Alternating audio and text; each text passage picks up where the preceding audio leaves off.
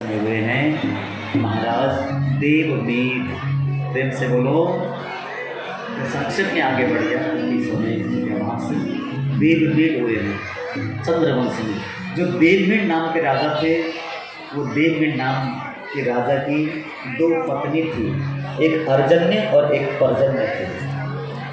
जो अर्जन्य थी उनसे सूरसेन नाम के पुत्र हुए हैं, जो पर्जन्य हैं उनसे नंद बाबा आदि 9 पुत्र हुए हैं। प्रेम से बोलो राधे राधे। और जो सूरसेन थे, सूरसेन के घर में पुत्र बन करके स्वयं वसुदेव जी महाराज आए हैं। सूरसेन के पुत्र हैं वसुदेव जी, और वसुदेव जी महाराज के पुत्र हैं वासुदेव श्री कृष्ण। प्रेम से बोलो, एक बार और बोल दो। ऐसे चंद्रवंश में स्वयं परमात्मा जगदीश्वर पधारे हैं। सूरसेन हुए हैं। सूरसेन के पुत्र वसुदेव जी का विवाह देवकी के साथ में हुआ है, और देवकी के 8वां गर्भ के रूप में स्वयं नारायण अवतरित होकर के आए हैं, प्रकट होकर के आए हैं। और उन्होंने अधर्म का नाश किया, धर्म की स्थापना की।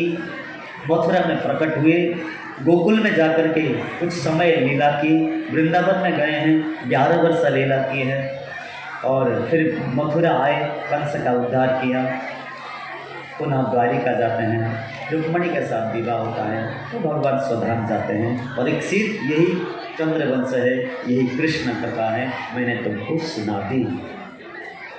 परीक्षित के बेचारे बहुत दुखी हुए, प्रभु मेरे कृष्ण कथा आपने इतनी जल्दी पूरी कर दी, मैं विस्तार से सुनना चाहता हूँ। मेरे प्रभु कृष्ण की कथा मैं विस्तार से सुनना चाहता हूँ, कृपा करिए पूरी कथा विस्तार से सुनाइए। तो सुखदेव जी ने कहा ठीक है परीक्षित, तुम बड़े प्रेमी हो, देखो 4 दिन बीत गए हैं, तुमने अभी तक पानी भी ग्रहण नहीं किया है, कुछ खा लो, कुछ पी लो, उसके बाद में तुम्हें मैं ये कृष्ण चरित्र सुनाऊंगा। बोले ना ना ना, आपके मुखारविंद से जो ये अमृत रूपी ये कथा वर्णन है ना गुरुदेव, इसके अलावा आपको कथा सुनाइए। ऐसी श्रद्धा थी सुखदेव जी की वाणी सुनने के लिए राजा परीक्षित बड़े प्रसन्न हुए। और सुखदेव जी महाराज विस्तार से सुनाते हैं, वो विस्तार से मैं कल सुनाऊंगा। आज संक्षिप्त में हम लोग चलते हैं। कन्हैया आने के लिए तैयार है, माखन मिश्री तैयार है, सब ब्रजवासी भी तैयार हो रहे हैं कि जल्दी कन्हैया आ जाए और हम खूब उत्सव मनाएं। सबको लग रहा है ना कि जल्दी कन्हैया प्रकट हो जाए, लग रहा है ना? तो संक्षिप्त में सुनाते हैं। पृथ्वी में बहुत पाप बढ़ गया था, पृथ्वी माता बहुत दुखी हो गई थी। एक बार गौ का रूप धारण करके पृथ्वी रोती हुई देवताओं के पास गई है। इसी तरह से पाप बढ़ता गया तो मैं धरती में नहीं रह सकती, मैं रसातल में डूब जाऊंगी, नहीं रहूंगी मैं यहाँ। या तो पाप मुक्त होना चाहिए या मैं रह नहीं सकती, कुछ करो। तो देवताओं ने कहा कोई बात नहीं, चिंता मत करो। ब्रह्मा जी के पास गए सब देवता। ब्रह्मा जी महाराज यही पृथ्वी को लेकर के भगवान नारायण के पास जाते हैं। नारायण जी ने कहा चिंता मत करो पृथ्वी,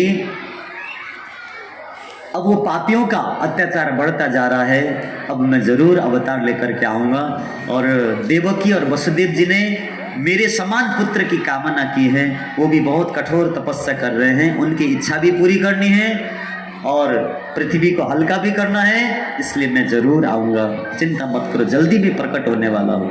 परंतु देवताओं, आपको भी ब्रजमंडल में अवतार लेकर के आना होगा, सब किसी न किसी रूप में आना है आप लोगों को। तो सब देवता जितने भी वैकुंठ में थे, स्वर्ग में थे, सब ब्रज में अवतार लेकर के आते हैं। कोई ग्वालवाल बन के आया, कोई गोपी बन करके आई, कोई गैया बन करके आए, है ना, कोई वहाँ के राजा बन के आए, है ना, सब यदुवंशी बन करके सब देवता लोग वहाँ से आए हैं। कहाँ? मथुरा मंडल में, ब्रज मंडल में आए। कंस था, उत्पाती था कंस। श्री राधे राधे। बड़ा ही उत्पात करता था वो कंस। कंस ने जीवन में कोई अच्छा काम नहीं किया था, उन्मत्त हो गया था। कंस ऐसा क्यों था वो मैं कल सुनाऊंगा आपको। ऐसा उद्दंड क्यों हुआ? अपने पिता को बंदी बना दिया और स्वयं राजा बनकर के बैठ गया। एक काम तो अच्छा करूं यूं सोच करके। वसुदेव जी से बहुत थोड़ा प्रेम था कंस का, क्योंकि साथ में पले बड़े थे।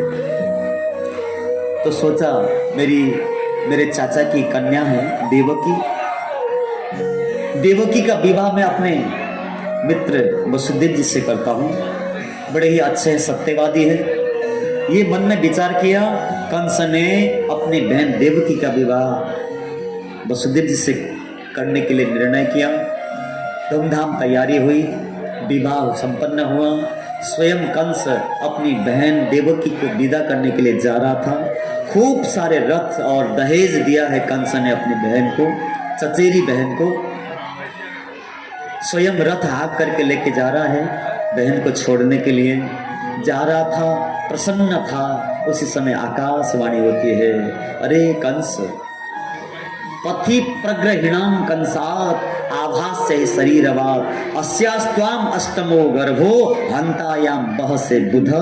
हे कंस, जिस बहन को इतनी खुशी से तू विदा करने के लिए जा रहा है, उसी का 8वां गर्भ तेरा काल होगा। अस्यास्त्वाम अष्टमो गर्भो हंतायाम बहसे बुध, तुम्हें मारने वाला उसका अष्टम गर्भ होगा। तुरंत कंस की भावना पूरी बदल गई। जो कम बुद्धि वाला होता है ना, एक बार थोड़ी से कुछ बात आते ही वो तिलमिला जाता है, धैर्य नहीं होता उसमें। जैसे सुना, अच्छा मेरे काल को जन्म देगी ये, न रहेगा बांस न बजेगी बांसुरी, छोड़ूंगा नहीं देवकी को। पकड़ लिया केस, उठाया, घुमाया, उठाया तलवार और देवकी के गर्दन को काटने के लिए तैयार हुआ। वसुदेव जी को चिंता हुई, अरे पति का मतलब होता है पत्नी की रक्षा करे। पाति रक्षति इति पति ही, पति जो अपनी पत्नी की रक्षा ना करे वो किस बात का पति। संकट है। वसुदेव जी को क्या करूं, समझाया, साम दाम से समझाया। अरे महाराज क्या करने जा रहे हो, आप तो वीर हो, प्रतापी हो, आपका कितना नाम है। विवाह के समय में, मंगल समय में कन्या वैसे भी लक्ष्मी के समान होती है, देवी के समान होती है वो कन्या। वैसे भी स्त्री वध करने योग्य नहीं है, नहीं करना चाहिए स्त्री का वध। और वो भी विवाह के समय में, अनर्थ कलंक होगा आपको जीवन में। और जो जन्म लेता है वो मरता है। किसकी मृत्यु कैसे होगी वो तो पहले से निर्धारित है। देहे न सह जायते।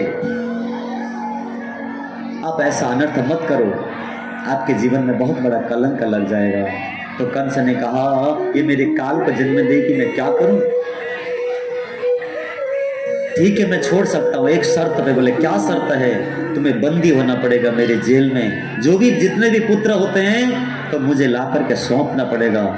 मंजूर है। वसुदेव जी ने कहा मंजूर है। जेल में बंद कर दिया कंस ने देवकी और वसुदेव जी को।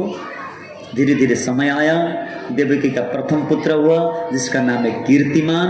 कंस आया, कीर्तिमान को मारने के लिए तत्पर हुआ। नारद जी रोकते हैं। कंस छोड़ रहा था, नारद जी ने आकर के ऐसे पाठ पढ़ा दी, अरे देवता की गणित पता नहीं है कौन सा 8वां होता है कंस, अब छोड़ रहे हो कोई बात नहीं, मैं ये नहीं कहूंगा मारो, परंतु कौन सा 8वां है कोई पता नहीं होता। जैसे देवता ऊपर है हम नीचे है ना, ये 5 उंगली है, यहाँ से गिनते ले जाओगे तो ये 8वां हो जाएगा, यहाँ से गिनते ले जाओगे तो ये 5वां हो जाएगा। नहीं, 5वां ये भी हो सकता है, 5 में ये भी हो सकता है। अब ये देवताओं की गणित है, मैं कुछ नहीं कहूंगा। कंस का माथा चकराया, तुरंत उठाया उस बालक को, मारूंगा, और पत्थर में पटका, पहले पुत्र का वध कर दिया। दूसरा पुत्र, तीसरा, चौथा, 5वां, 6 पुत्रों को मार दिया कंस ने। 7वां स्वयं शेष, जो लक्ष्मण जी है ना, वही बलराम जी बनकर के आ रहे हैं, शेष अवतार। देवकी के 7वां गर्भ में आए बलराम जी, शेष अवतार। चिंता हुई भगवान को, कंस मारने के लिए आएगा, कुछ लीला करनी होगी। तो देवकी का जो 7वां गर्भ है उसको स्थानांतरित करके रोहिणी, वसुदेव जी की बड़ी वाली पत्नी है रोहिणी, सबसे छोटी है देवकी, छोटी वाली पत्नी का गर्भ खींच करके बड़ी वाली पत्नी के गर्भ में स्थापित कर दिया। प्रेम से बोलो राधे। देखो भगवान की लीला, क्या नहीं हो सकता। किसी के गर्भ के बालक को किसी के गर्भ में ले जाके स्थापित कर दिया।